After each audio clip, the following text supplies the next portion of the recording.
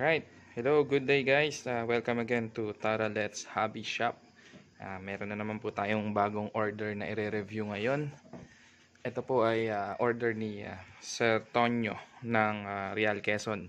Napanood daw po niya na pwedeng umorder yung taga Quezon. Meron po kasi tayong in-upload na video na order from Chaong, Quezon. So si Sir Tonyo naman taga Real po. So yan, shout out sa iyo Sir Tonyo. Salamat po sa pag-order. So ito po yung order ni Sir Tonyo ng Real Quezon. Double bell Beretta M92. Yan po. So buksan natin. So ayan, lagi po kapag bumibili po kayo ng double bell unit, may kasama po yan na gun case or hard case. Ayan po. Buksan natin ang unit. Okay, so ito po ang laman ng double bell. Kapag bumibili po kayo, lagi may kasama yan na extra loading nozzle. Yan. Extra loading nozzle. Meron din pong kasamang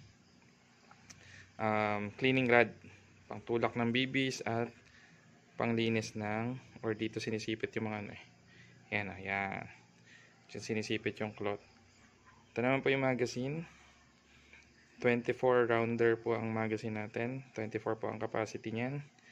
At ito naman po ang unit. Okay, nakalagay dyan. Taurus. Yan, double Beretta. Ay, double Beretta. Sorry guys. Nung naglalaro kasi ako ng Counter-Strike nung kabataan ko.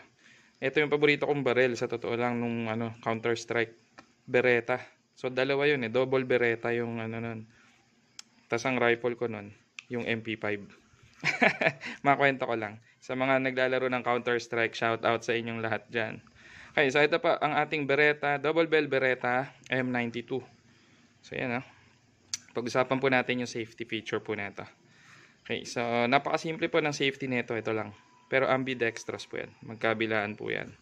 So kapag nakababa po, safe yan. Yan, kapag nakababa siya.